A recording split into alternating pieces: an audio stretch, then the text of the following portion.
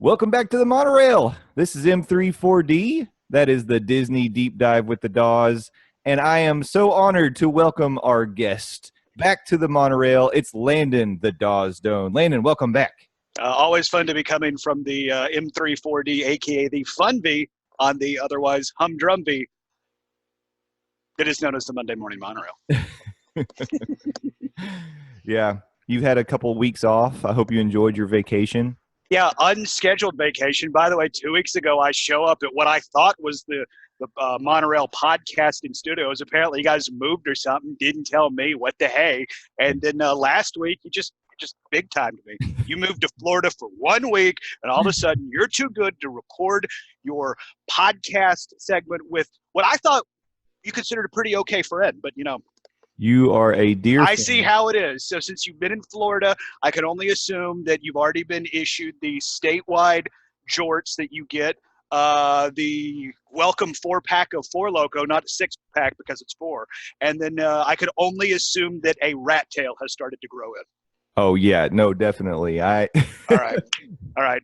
Yeah. You're already too far gone then. I'm sorry. Yeah. You all may think I'm just overdue for a haircut, but really they just won't let me go yet. I've got to grow in a bit of a mullet back here. But yeah, and the things you were saying about Tim Tebow, you used to swear in bad ways when it came to that man. Now you're swearing in positives. You changed, man. He's my hero. Yeah. Well, things do change, but some things stay the same. And the one thing I want to stay the same on this show is having the M34 segment with Landon the Daws Doane. So I'm glad you're back, and we're going to have a good one today. We are still moving our way through Magic Kingdom attractions, some that are still with us, some that are no longer with us. R.I.P. and P. Stitch's Great Escape.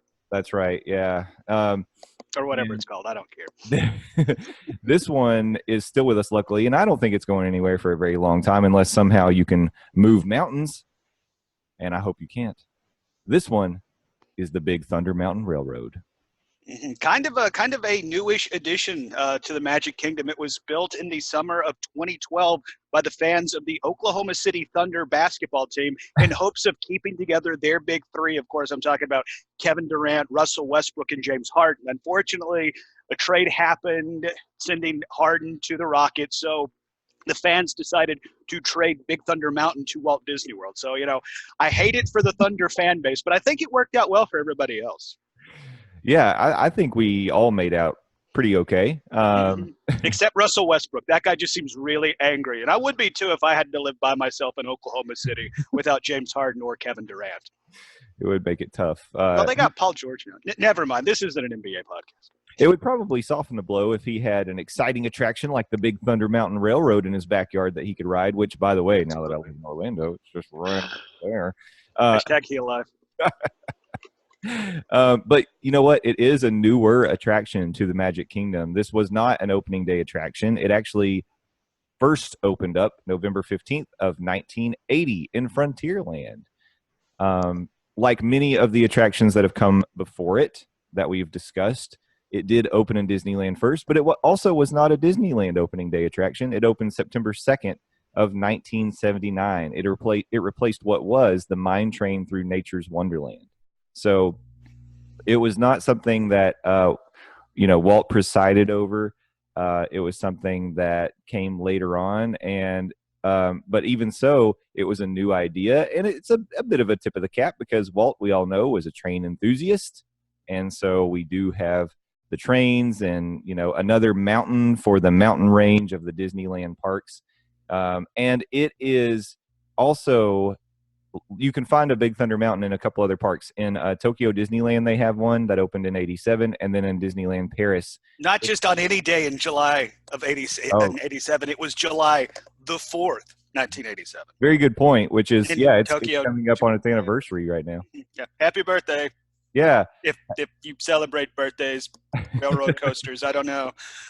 Yeah, it's going to be turning 32 coming up this week on Friday. Or Thursday, right? Thursday, yes, because I'm off Thursday. I have to work Friday, though. Not that I'm bitter about it or anything.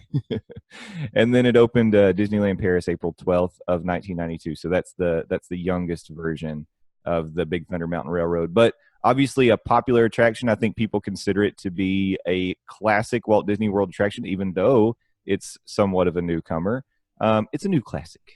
And I like that, a new classic. yeah, yeah. I don't think it has to be old to be a classic. You know, it just Well, and I know in the scheme of things, it is considered still new or maybe not old in Walt Disney World. But I mean, at the same time, at least in the Magic Kingdom, this has been around since 1980. So I mean, maybe new is kind of a relative term. But I always discover stuff about these attractions whenever I do prep for this podcast. And one of the things I discovered talking about Big Thunder, I guess for whatever reason, because it was always there for me day one, I always assumed it was just there day one, period. But as we've clearly discovered, it isn't. But at the same time, it kind of is just Disney to me. It's like when I think of Disney, this is one of the first rides that comes to the forefront. Yeah, and it is because not only we mentioned Walt's love of trains, but he also had a love for kind of the American frontier, the Very Wild much so. I mean, frontier land. Yeah, What's up.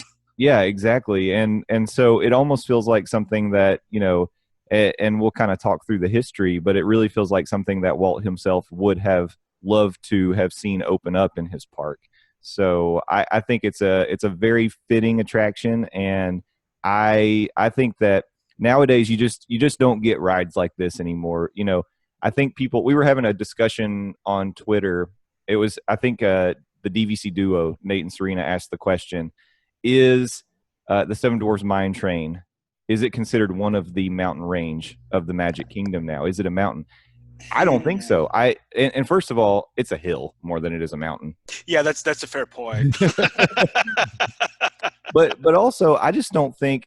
I think it's almost like saying, does it belong on like the Mount Rushmore of mountains in Magic Kingdom? And I just don't think it does. I don't think the Seven Dwarfs Mine Train is one that we're gonna in 20, 30 years say, oh, that is a classic Magic Kingdom attraction. I could be wrong, but I just don't see it getting that status. I mean, I have to agree with you. Like the question that you phrased the first way, is this now considered one of the mountains in the Walt Disney World mountainscape or landscape? It's like, well, maybe, but then when you frame it, is this going to be a Mount Rushmore type attraction?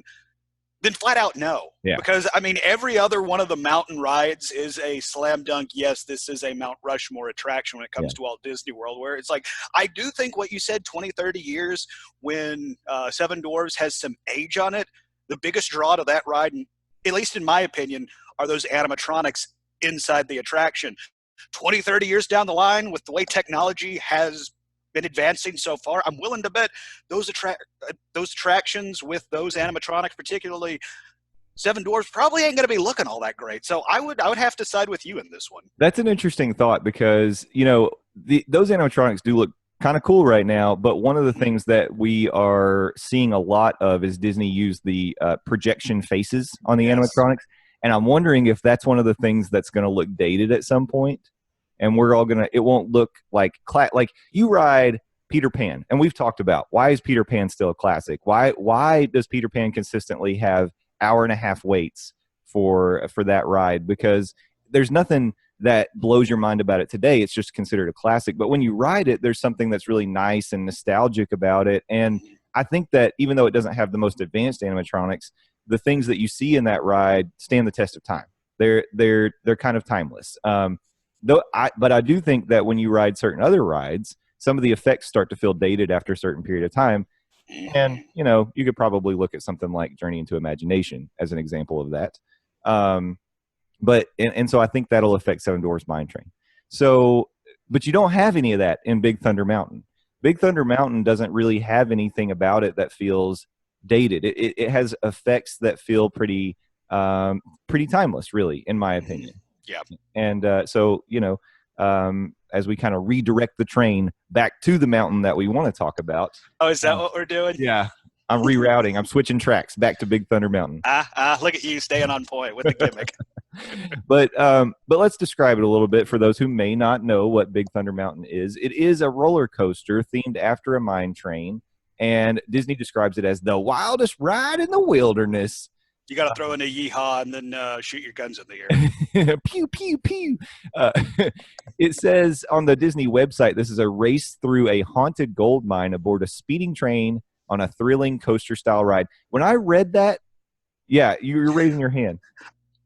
It's haunted? I didn't know that. Okay, thank you. I'm glad I'm not the only one. Yeah, I read that. It's like, oh, Yeah. cool. That's what they were going for. I didn't get that, but that's Nope. that's apparently what they were going for. Yeah, I mean, you definitely get like, especially when you're going through the mines. You know, you've got the bats, and the mine kind of feels like it's collapsing around you. You've got dynamite going off, but it doesn't feel haunted to me. No, that just feels like I'm in an 1800s prospector town. Yeah, that I shouldn't be in because it's probably condemned and it's all falling apart. Yeah, I mean, you literally talked about how the mine is getting ready to cave in on. You definitely should not be in there. But at the same time, it's like, man, this cave-in sure is haunted.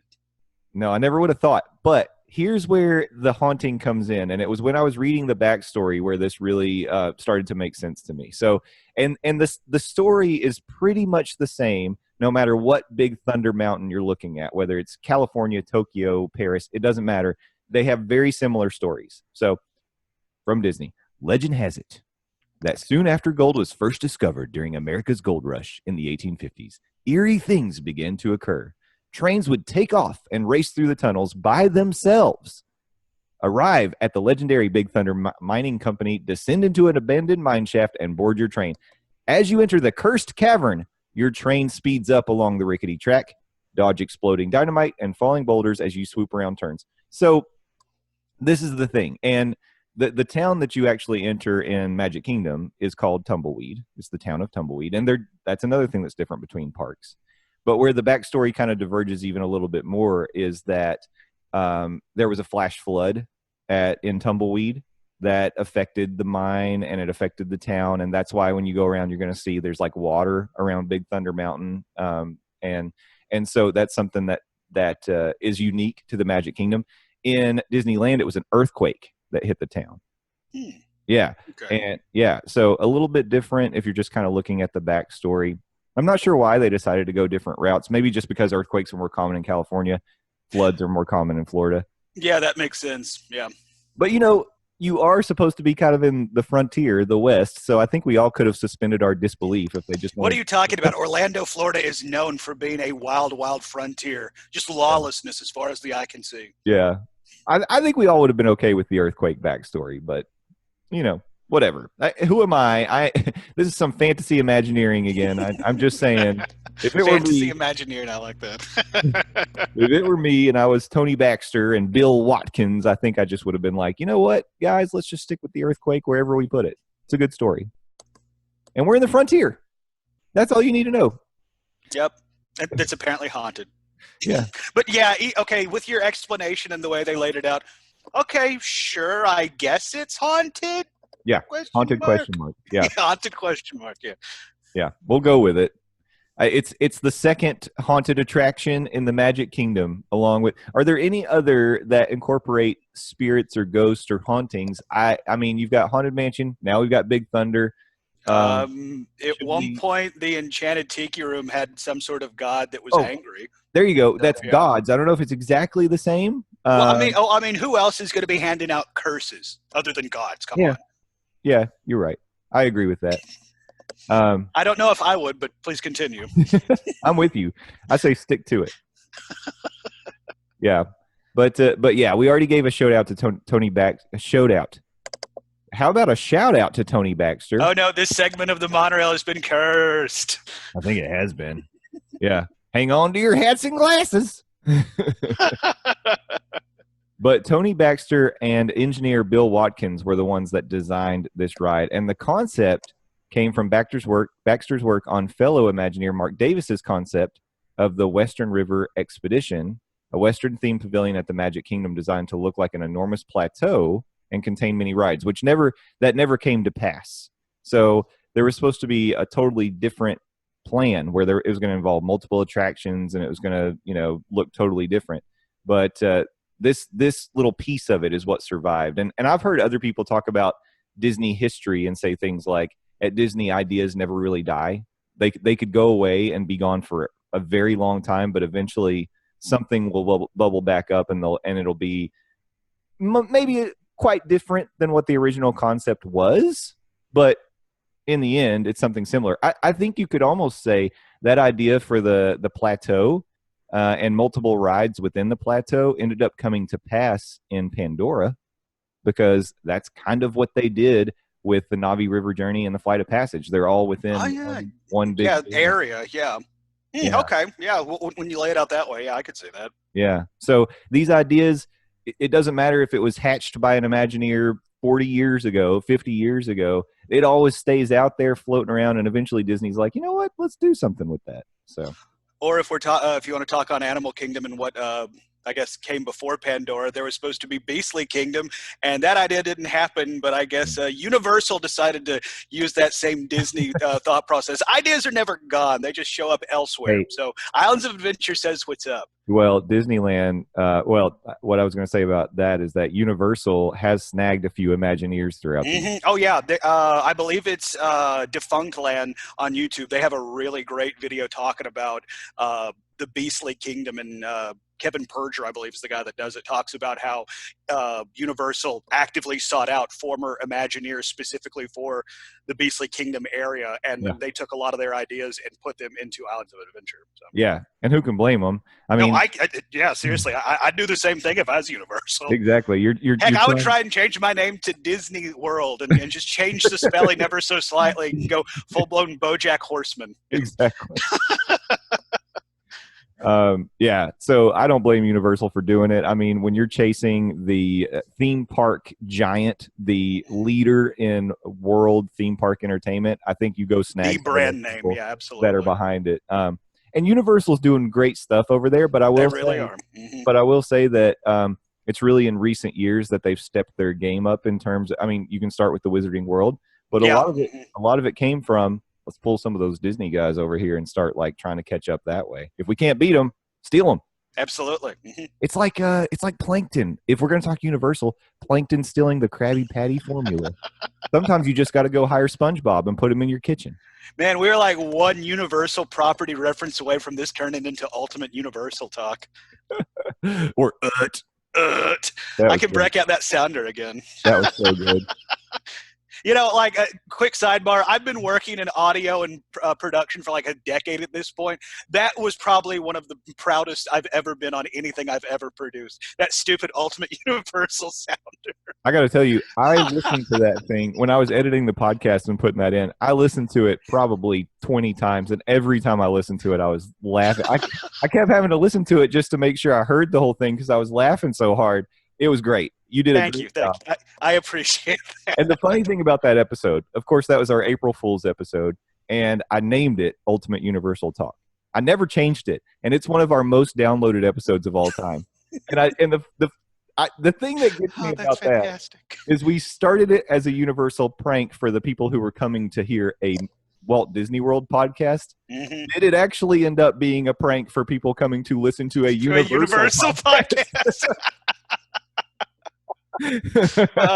That's some next level comedy right there. Really, that's pretty good. Yeah, I think we both have something to be proud of there. Absolutely. Oh man, this mine train it really is haunted because it's taking us all over. Yeah, it is driving itself literally. But let's talk about it some more. So, Landon, I know this is a ride you've experienced. Tell me about your memories of Big Thunder Mountain. Is this a ride that you can, like you said, I think you already said, you always remember it being there. Were you ever kind of afraid? Was little Landon afraid of this ride, or was it always one you were excited for? And then what do you remember about it? This was never a ride that I was afraid of or I shied away from. Now, we've talked about in previous episodes of me being terrified of alien extraterrestrial or whatever. And even when I was growing up, little Landon was kind of freaked out by the Haunted Mansion because, you know, there's almost 1,000 ghosts in that house. Yeah. And I'm willing to bet they ain't Casper. Turns out they were more Casper than, you know, Poltergeist. But no, it's like I loved Big Thunder Mountain from the very first time I ever went to Disney. And it's like, this is one of these attractions that if I'm going to Walt Disney World, I am going to make time to get on Big Thunder Mountain. I love this ride. And it's like the dumbest thing that sticks out to me is at one point you're coming around a curve. It's a part where it kind of levels off for a second. And you go under a sign and there's a animatronic possum just hanging there, just over your head. For whatever reason, I love that thing. Like, and to the point where I think the very first Disney-related Twitter I ever sent out was, probably about 5 years ago at this point, I go, they're the person that I was dating at the time. We go down to Walt Disney World and I get on Big Thunder Mountain. And for whatever reason, the day that I rode it, I don't know if it had to be pulled for, I guess, repairs or whatever. Yeah. The possum was gone. Oh, no. And I get on Twitter. I'm half apoplectic. I'm like, all right, Big Thunder Mountain's cool. Where the F is that possum? And so you can go searching through my old tweets for that one. I'm sure it's out there. But, like, that's how much I love Big Thunder Mountain. It's like, don't get me wrong, the ride's cool, but I love it so much that I like the dumb, small, nuanced things, right down to the animatronic opossum that's supposed to be hanging out. Now, thankfully, I think it's back. Yeah.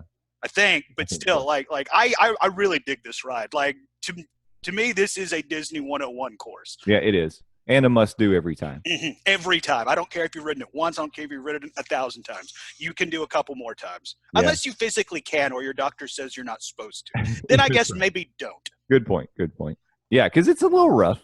Mm-hmm. I want to talk about this story just really points out something that I think is very crucial about this ride. There are so many details throughout the ride, so many things to see. There's so much storytelling going on that one ride through isn't going to really do it justice. And I know this is another one of those ones I struggle to not look at the same things every time. I have to remind myself, okay, you always look at the goat. Stop looking at the goat. Let's look over and find some other details around and, different things like that. So there's a lot going on. And I really think that, ride it a couple of times. You got to ride it once just to enjoy the ride. And, as you mentioned, it's nice to ride with a loved one because you might slide around a little bit, and it's nice to cozy up. I think we might have mentioned Big Thunder on our Valentine's episode as I was going to point that out. Yeah, potentially a very romantic ride because you do also have to if you're. Oh, sorry, go ahead. I was going to say also if you're down there with somebody you're dating and maybe things aren't going so well, it could also serve a purpose as you go wham careening into them. So it can either be, romantic or a little vindictive, your choice, or maybe, why not both? Depends on which side you sit on. Yeah, it could be both. Some people, hey, listen, I don't judge. Hey, absolutely not. We're not here to discuss the flaws in your relationships, only mine. I didn't know this was going to turn into a therapy session, but okay. Your check's in the mail, by the way. By the way, just a heads up to our listeners, the last half of this podcast gets a little blue. But yeah, it's very steeped in story. There's so much detail to see.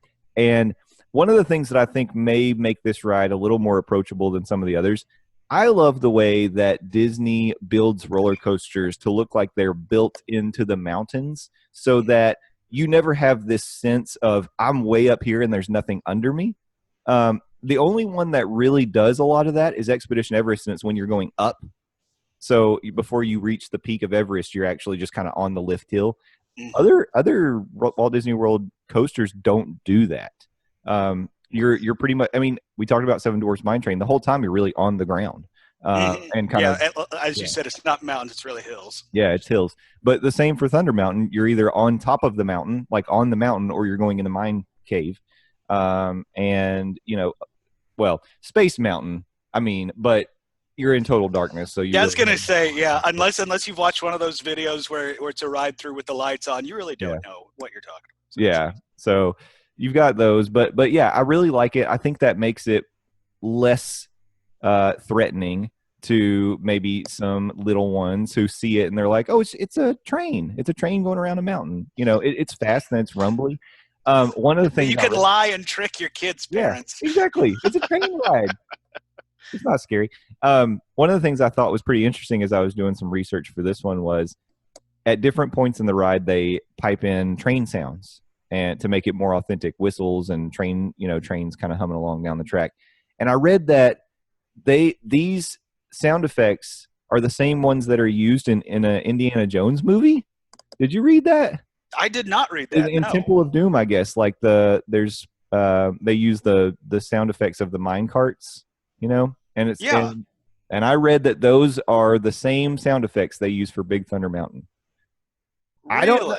Yeah. Now again, this came from the internet, so it must be true. It absolutely must be true. But I just think it's interesting, and you know what? I want to believe it. Absolutely. That's one of those fun facts. Even though you weren't asking me to deem it, I will say That is indeed, oh God, a fun fact. Is a tower of Disney DVDs collapses on me. Save the Muppets and Toy Story 3, ladies and Story gentlemen. 3, baby. By the way, still haven't seen 4. I hear it's good. Yes, go see it. We saw it this weekend. This just yesterday. Yeah, I'll probably get around to see it this week. I've been slacking on my movies. I really have. You got to get out there. This one's worth it. Make the trip. I got to go watch Godzilla. I got to watch that. Spider-Man's going to be out later this week. So we spend a lot of time at movies. Anyway, please continue. Okay. Sorry, this has really turned into a stream of consciousness mind train. That's all right. I did want to mention the kind of the inspiration for the style and what I read, kind of talking about how they try to fit things. The Imagineers try to fit things into the environments that they actually sit in. In California, the Red Rock Mountains are supposed to look like the formations of the American Southwest. So they're designed after the hoodoos of Bryce Canyon National Park in Utah. That's just a fun word, hoodoos. Hoodoos. Yeah. In Florida, Tokyo, and Paris, the rockwork designs are based on the rising buttes that are located in Arizona and Utah's Monument Valley. And again, the idea was the Imagineers made it look like the rocks have always been there and the tracks were just really built around them. So it's awesome. It's the care and thought that goes into designing these attractions are why we do segments like this, because so much effort goes into creating this environment where you don't have to use so much of you're still using your imagination, but so much of the detail work was done in the design and the building of the attractions that you feel like you're really transported, and then your imagination can go wild once you're there. And it's amazing. It's like I'm looking at a picture of just Big Thunder Mountain, and just even like this picture I'm looking at has to be like several hundred feet away, but even just that far away looking at it, like the details that you can see, the nooks and crannies of the mountain as it just continues to go up and up and up. I mean, like when you phrased it, Disney like tried to make it look like that mountain had always just been there and Disney came in to build around it. I mean, like, yeah, that nailed it. And just like, I wish you could see the hair on my arm, just standing up, thinking about it, standing in front of it, looking at it. It's one of those like most picturesque things in Walt Disney World as well. Like just standing in front of Big Thunder Mountain and letting somebody take your picture. Maybe if you got your magic or your memory maker, somebody will snap a picture for you. But it's just like, that's one of those things. It's like, that's part of the reason I love this ride. It's just because of everything around it and the awe-inspiring sight that is Big Thunder Mountain. Absolutely. Couldn't have said it better myself. It's great to photograph. I don't know if we've ever gone into much detail about this, but Disney also really thinks about the paint that they use on attractions, because they specifically pick paint tones that when you take pictures of them in like the sun-bleached Florida heat with the sky, that the pictures are going to pop. Like they don't want them to look washed out. They want it to like, and so you can I know when I take pictures of like Splash Mountain, Big Thunder, like even the castle, other than I'm like, I'm not such a bad photographer myself. Because the pictures, it's hard to take a bad picture of the attractions, because seriously, that's one of the things that Disney really takes a lot of care in picking out colors so that your pictures will be vibrant. I didn't even ever think about that aspect, but good on you, Disney. I guess there's a reason that people come to see your parks. Exactly. And the reason that Universal steals the Disney people, because exactly they want to do it too. So that exhausted my notes. I mean, Landon, did you have anything else to add before we wrap this one up? Yes, actually, when the Oklahoma City Thunder traded Big Thunder Mountain to Walt Disney, this is weird. Disney sent back Serge Ibaka. I had no idea Serge Ibaka was a Imagineer for the Walt Disney Corporation. Great. I have one more extremely fun fact. I didn't have a list for you, but I've got one really good one that I think you're going to like. All right, hold on. Let me clear my table so I don't finish knocking over my Magic Cards and Disney collection. Okay. By the way, my kitchen table just looks like it got taken over by an 8-year-old. It's kind of awesome. And this one may make you just like jump out of your seat. Okay. So Big Thunder Mountain, not only is it fun, it actually can serve a medical purpose for some people. Have you ever heard that if you are in need of passing a kidney stone, Big Thunder Mountain is a great ride for you to ride because it can encourage you to go ahead and pass said kidney stone?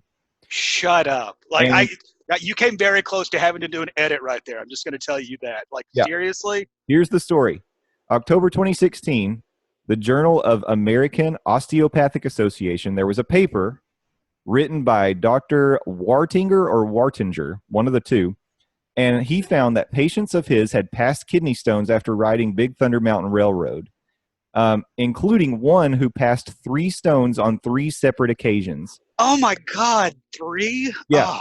The doctor then tested this result with permission of Disney with a 3D model of a kidney by riding the ride over 20 times. The study found that nearly 70% of the time the kidney stone was passed, with results varying depending on which row he sat in. Yeah. Seriously? Yeah. The study also found that Space Mountain and Rock and Roller Coaster starring Aerosmith failed to cause the result. That's amazing. There you go. Hold on, I got to call my insurance provider and tell them that my annual pass is by doctor's orders now. Yeah. Yeah, come on. You got a kidney stone, insurance should cover that trip to Disney right there because it's cheaper than paying the doctor to, yeah. Seriously. Isn't that amazing? That's amazing, both the medical purpose and yes, just go to Walt Disney World. It'd be way cheaper than an ER visit. But wow, well, maybe not as life-saving, but you don't come here for medical advice. Wow, that's insane. Yeah. I will, in fact, deem that a fun fact. Yes, and we didn't knock over any of your nerdy things you've got on the table either. Yeah, I'm afraid if I hit the table, like I'd hit it so hard, like Yu-Gi-Oh cards would come out from like 20 years ago. All right, Landon. Well, this has been a fun one. Let's wrap it up by plugging a few things. Why don't we? Landoz, please go follow me, Landon Doane. I'm the best, Landon Doane, not the rest. So you can find me on Twitter, 280 characters at a time. I also own a website, buttmunchchips.com. Buttmunchchips. Get on your butt and munch. Has not been updated in forever, so I'm actually kind of questioning why I keep plugging it, but I still own the URL, so I'm going to continue to do so. But that's where you can find old podcasts of Nearfall Radio, Game of Thrones Talk, aka Got Talk, episodes of the R&D Project. All 2 of them are available in the iTunes store.